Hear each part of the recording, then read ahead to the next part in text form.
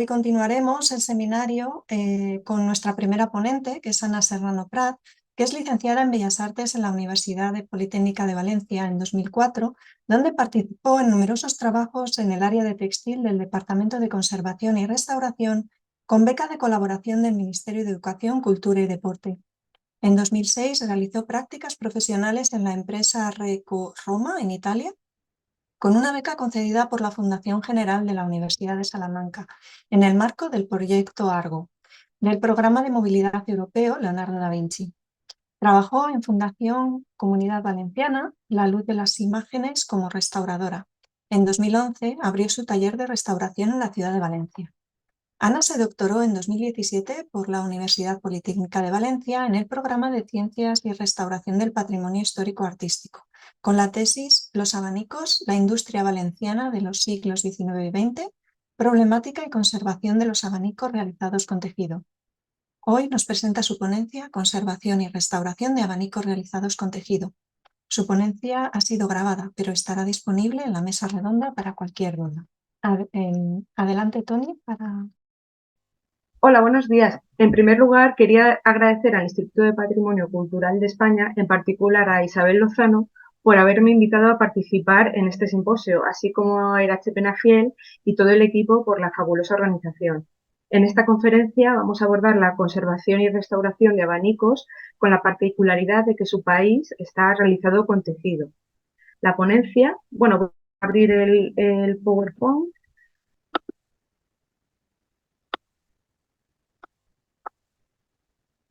Para apoyar mientras voy explicando. La ponencia se basa en varios capítulos de mi tesis doctoral titulada Los abanicos, la industria abaniquera valenciana de los siglos XIX y XX, problemática y conservación de los abanicos realizados con tejido, y en intervenciones que se han ido realizando en mi taller. Hay fotografías que están sacadas de bases de datos como CERES y otras publicaciones, y todas ellas están referenciadas en mi tesis, que está abierta a todos los investigadores en el portal de RUNET de la Universidad Politécnica de Valencia. Dada la importancia de este tipo de colecciones, es esencial investigar sobre cuáles son las técnicas y materiales más adecuados para su conservación. Por eso, en un primer lugar, vamos a abordar los materiales de los abanicos en general, y posteriormente vamos a ver un abanico que he traído como ejemplo, que se restauró en mi taller, para poder ir viendo cómo fue esta intervención. Posteriormente veremos las principales causas de deterioro en general, y después veremos las del abanico, y por último lo mismo ocurrirá con los tratamientos de restauración. Se hablará de forma en general y posteriormente pues el caso particular que traigo. Me gustaría en un primer momento recordar pues, el público que no es especializado en las partes del abanico, para que se me entienda durante toda la conferencia. El país es la parte que va a ir con la decoración profusa, que puede ser de diversos materiales. El ribete es la parte que remata el país. La varilla, el varillaje se compone de diferentes varillas. La parte que se ve va a ser la fuente, y la parte que queda detrás del abanico se denomina guía. Cuando se cierra el varillaje, las varillas que quedan por fuera son las guardas. Como decía, en cuanto a los materiales constitutivos del varillaje, nos podemos encontrar con nácar, marfil, con diferentes materiales que van a interaccionar con el país del abanico y que van a tener un peso bastante importante a la hora de abordar la restauración. Encontramos también otros materiales como paja o carey, así como metal, materia sintética. Y también lo mismo va a ocurrir con los materiales del país. Vamos a encontrar una gran variedad de materiales como el papel de vitela, la piel de cabritilla, el pergamino, tan variados como las plumas, el acetato y, por supuesto, el tejido, que es en lo que se va a basar esta conferencia. En cuanto a la decoración del país, es importante saber de qué está hecha la decoración para poder abordar la restauración. Generalmente se realiza con técnicas al agua, con acuarela o con gouache, y posteriormente se realiza el dorado, o sea, generalmente lleva dorado, y también se puede realizar mediante impresiones. Primero se imprime y posteriormente con estas planchas de agua fuerte, pasándolas por el tórculo, y posteriormente se ilumina también con los diferentes colores y decoraciones. También podemos encontrar otras como pueden ser tinta, encajes, aplicaciones de lentejuelas, así como flocados, como con este que es la aplicación de los diferentes flecos. En cuanto a los bordados, encontramos desde los que tienen mayor resistencia, como pueden ser los mecánicos, como aquellos más delicados, como pueden ser un encaje de bolillos o un encaje de chantilly. El plegado a la hora de fabricar los abanicos se realiza con este tipo de cartulinas. ¿Por qué va a ser tan relevante saber esto? Ya que cuando restauramos un abanico de país de tejido, en muchas ocasiones tenemos que laminarlo y el plegado se pierde y tenemos que volver a realizar esta acción. Con lo cual, en alguna ocasión tendremos que recurrir a este tipo de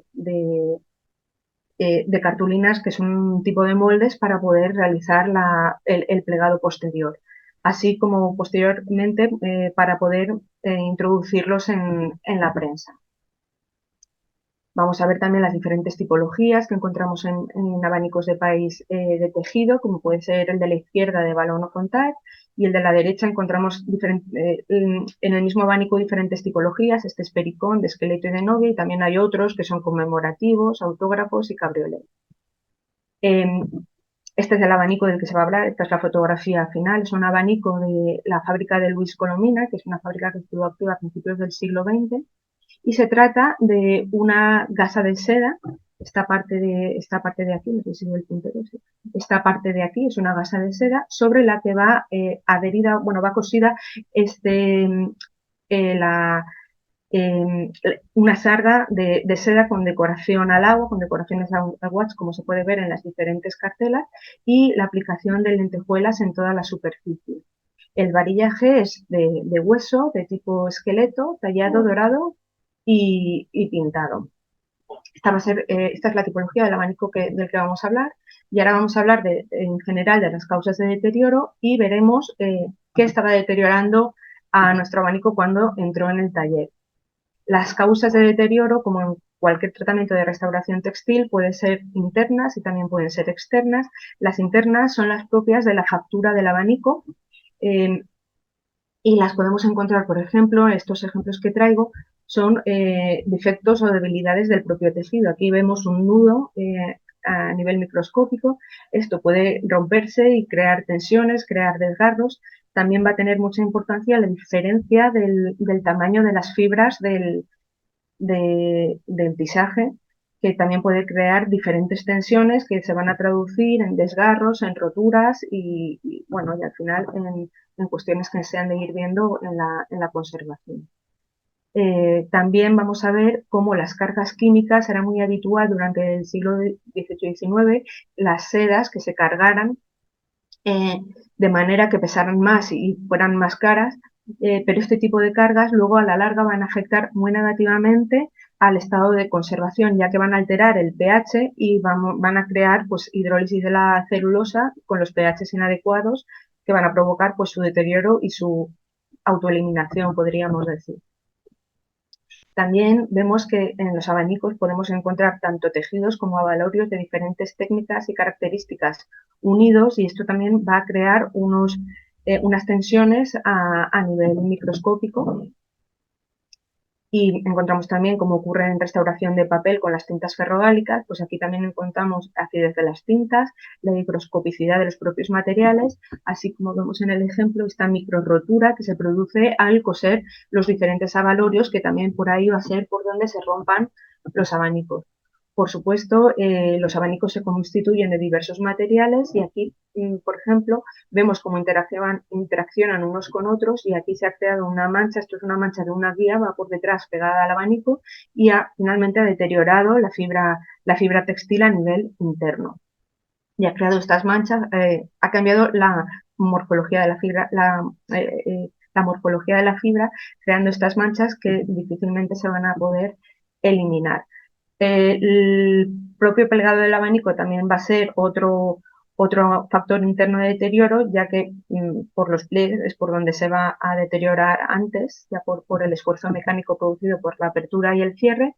Y pasamos a los factores externos de deterioro, que van a estar entre ellos estrechamente relacionados. Ya lo sabemos, la humedad relativa, la temperatura, y vamos a ir viendo cómo estos procesos unidos así con la iluminación, vamos a ver, así como con los contaminantes atmosféricos, van a hacer que se aceleren los procesos intrínsecos.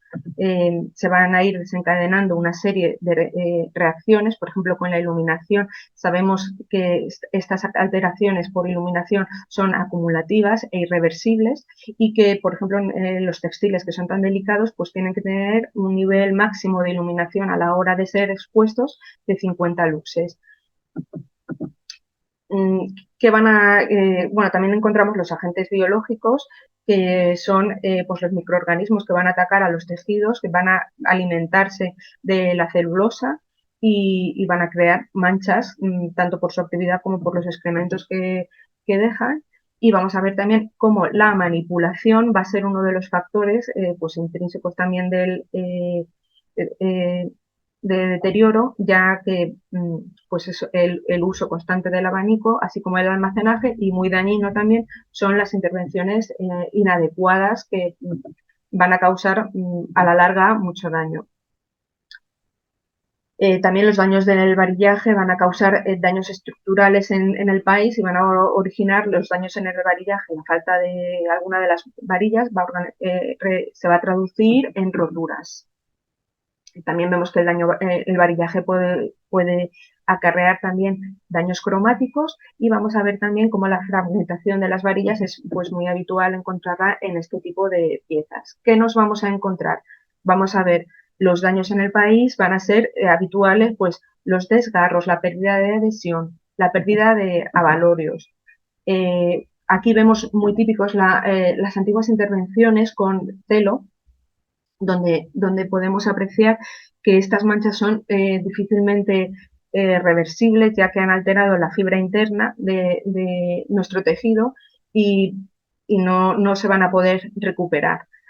También a la hora, cuando se realizan zurcidos inadecuados, pues van a ser también una causa de alteración, así cuando vemos que se han aplicado, como en este caso, adhesivos pues de una manera exagerada y han traspasado el tejido.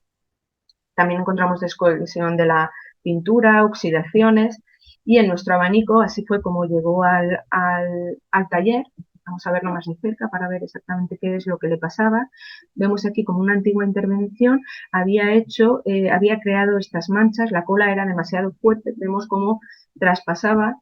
Aquí incluso había afectado a la cartela principal del abanico, y también encontrábamos aquí unas pequeñas manchas.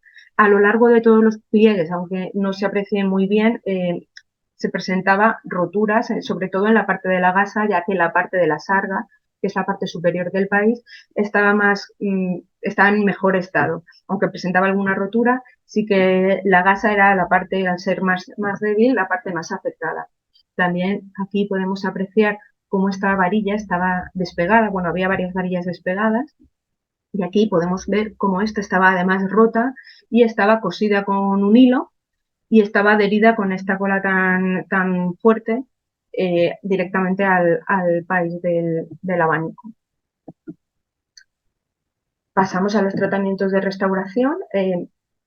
No hay un tratamiento tipo para todos los abanicos, esto es más o menos los pasos que se podrían seguir, pero cada abanico se debe realizar un estudio particular para ver qué es lo que le ocurre y para diseñar un tratamiento específico para cada pieza.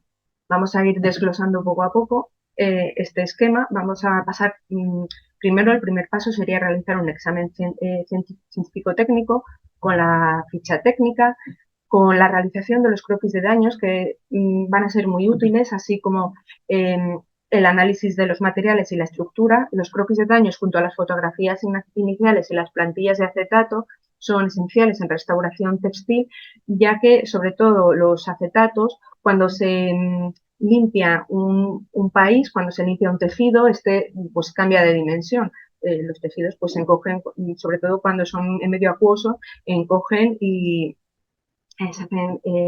encogen y cambian dimensionalmente con muchísima facilidad, y entonces son muy relevantes, ya que con el acetato posteriormente conseguiremos llevar esa tela a la dimensión que le corresponde para poder luego adherirla al varillaje, ya que si con ese cambio dimensional, si no, no estaría a la par. En cuanto a las fotografías iniciales, es esencial hacerlas tanto para hacer el reporte como para hacer eh, bueno, el final de la restauración, para ver cómo queda. Pero también a lo largo de la restauración hay que ir, se van volviendo a estas fotografías iniciales para ver qué es lo que pasaba cuando llegó la pieza al taller. Hay que hacer el análisis de solubilidad de tintas para comprobar que no vamos a perder no vamos a dañar ninguna decoración por una limpieza excesiva o por una limpieza con un material inadecuado, mejor dicho, y vamos a ver también que las pruebas de pH son muy importantes para llevar el pH del tejido, un pH que no sea ni demasiado ácido ni demasiado básico y que bueno, generalmente demasiado ácido es para que las fibras no se degraden. También hay que identificar las fibras del país, que esto se realiza a nivel microscópico, la identificación de los materiales del varillaje y la identificación de los materiales de las decoraciones. Que básicamente esto es lo que hemos hecho en el primer paso. Y hay que determinar cuáles van a ser los criterios de intervención. En cuanto a los criterios de intervención, vamos a ver que es importante decidir si se van a eliminar o no las intervenciones antiguas, ya que generalmente se van a eliminar, pero hay algunas que sí que son testigo de la propia historia del abanico y que no se deben eliminar. Eso hay que dejarlo claro en los criterios de intervención, en cómo se va a abordar la restauración del abanico. Otra decisión muy importante que hay que realizar, si se va a desmontar el país del abanico o no, ya que esta es una acción muy intervencionista que se tiene que sopesar mucho, ya que supone pues un estrés muy importante para la obra y que hay que valorar los pros y los contras a la hora de realizarlo. Otro criterio también que hay que valorar también es el nivel de limpieza para no realizar limpiezas excesivas que harían que perdiéramos pues la pátina como en cualquier obra de arte. Cuando llega la obra y hemos hecho los exámenes pertinentes, pasamos a la consolidación de urgencia de los elementos metálicos que no aguantarían una limpieza si no se adhieren, así como de la pintura pulverulenta sin la cual no se va a poder seguir abordando la intervención. En este caso se desmontó el abanico y esto se realiza con ayuda de un vaporizador ultrasónico. Esto va a permitir que no se aporte humedad excesiva a la humedad, se aporta la humedad, pero no se aporta con calor.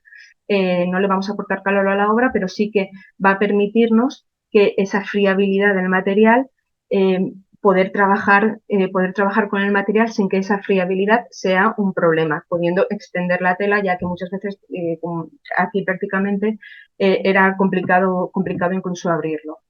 Así quedó cuando se desmontó. El desmontaje se realizó con agua desionizada, hisopos y pinzas con muchísimo cuidado, remarcando que la parte que tenía la decoración antigua fue bastante complicada de quitar, ya que era una cola muy dura, y entonces hubo que ir con muchísimo cuidado para poder ir eliminando pues el adhesivo para poder seguir con los tratamientos de limpieza, que en un principio sería una limpieza superficial, una limpieza mecánica donde tendríamos, la limpieza aquí en un primer momento del varillaje, que también al final se hizo con agua desionizada y con etanol.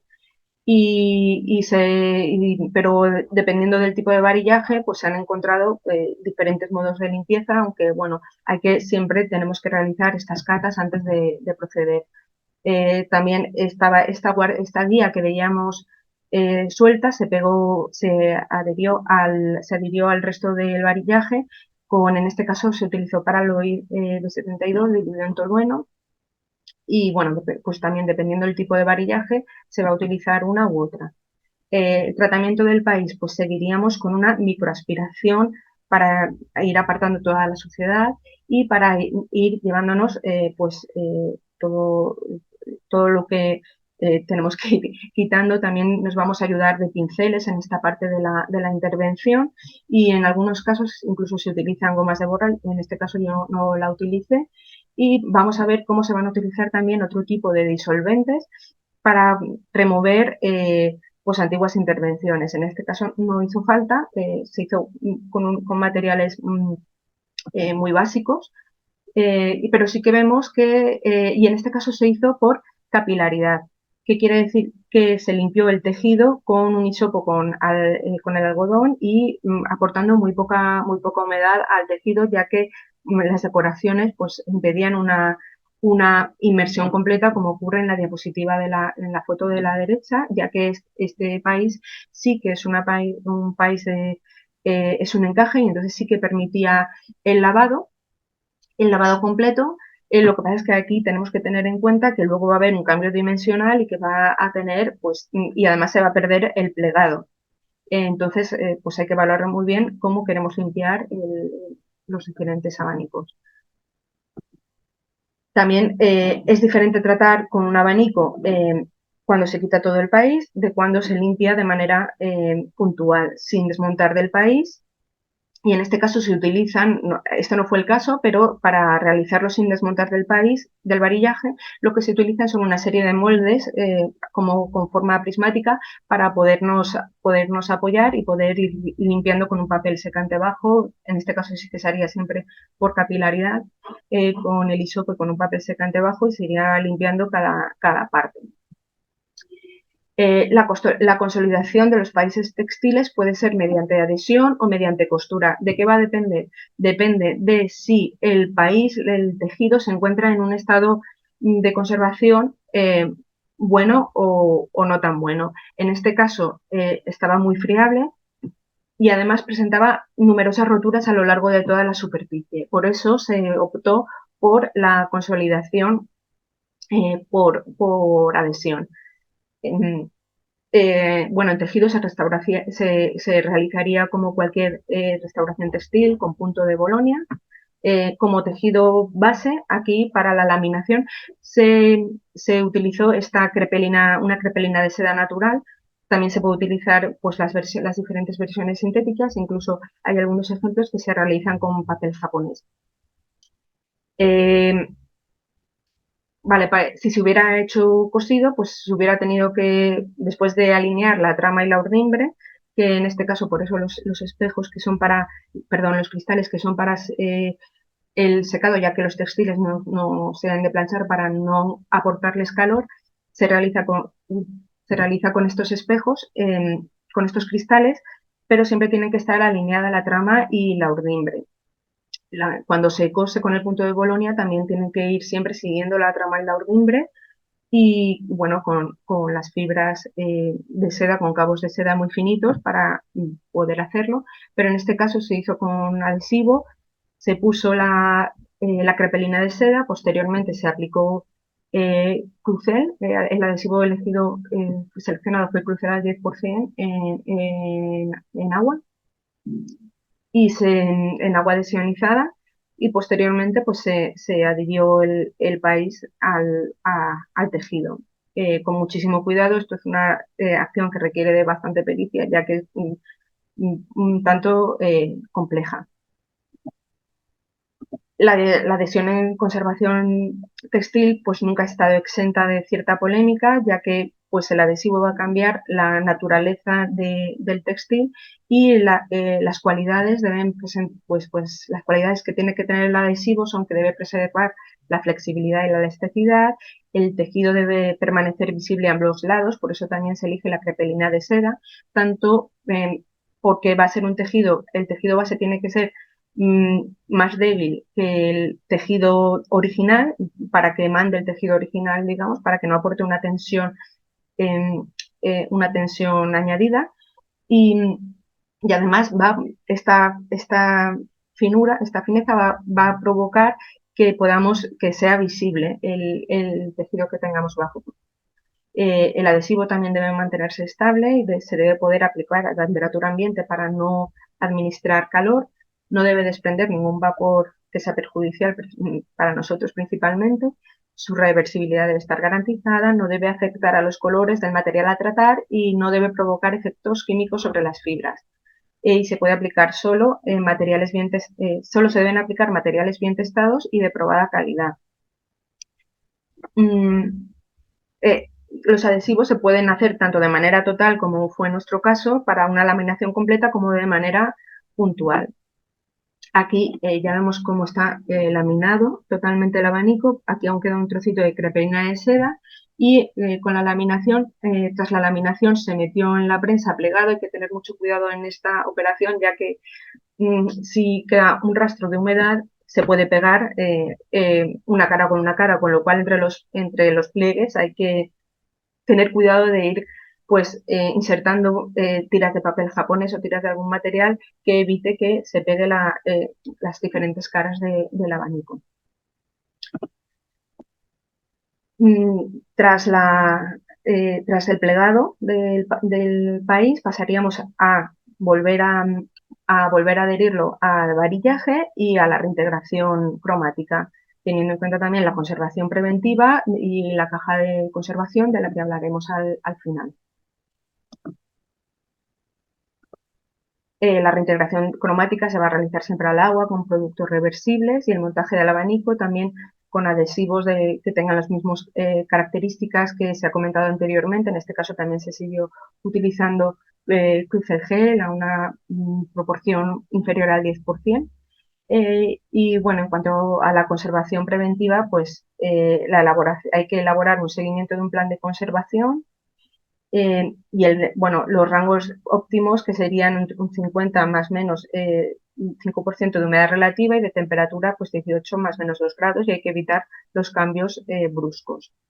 Y también lo que hemos comentado anteriormente, que el nivel de iluminación debería estar entre 50 y 100 luxes. Vamos a pegar aquí vemos el varillaje completamente restaurado junto al país del abanico. Y aquí ya esta sería la fotografía final con todo adherido y vamos a ver el reverso. Y aquí vemos cómo las manchas estas tan fuertes que había pues han ido desapareciendo, y también aquí vemos las pequeñas roturas transversales que encontramos en cada uno de los pliegues. Pues también ese problema también ha sido solucionado. Vemos que se han ido las diferentes manchas y pasamos a la conservación preventiva, pues que vamos a tener en cuenta la caja de conservación. Esta es la caja original del abanico. En teoría no debería volver a esa caja, sino que se debería realizar una nueva con una triple función: expositiva, de almacenaje y de transporte. ¿Para qué? Para evitar la manipulación del abanico y que este factor de degradación pues sea completamente eliminado. Estas cajas lo que se suelen hacer a medida: se coloca el abanico dentro y en la tapa suele ser transparente, o al menos la parte del abanico, y entonces se puede contemplar desde fuera sin necesidad de abrirlo y de manipularlo. Se pueden llevar, pues se pueden utilizar tanto para exposición como para transportar, como para almacenar. Y en cuanto a la adhesión, se eligió Crucel C porque se han realizado una gran cantidad de estudios y se han realizado también sobre diferentes tipos de materiales, ya que vemos que en los abanicos existen una gran cantidad de materiales, y a lo largo de la bibliografía consultada se han encontrado diferentes materiales bases para esta consolidación, y el más común es la que se utilizó aquí, la crepelina de seda. También se ha visto que se utiliza como material de consolidación el papel japonés. Y nada, esto ha sido la conferencia. Muchísimas gracias por su atención. Voy a dejar de compartir. Y esta conferencia está siendo grabada porque tengo un bebé muy pequeño, pero sí que me voy a conectar para la mesa redonda, para las preguntas, para cualquier duda que pueda quedar, para cualquier cuestión para cualquier cuestión que pueda resolver más adelante. Muchas gracias por su atención.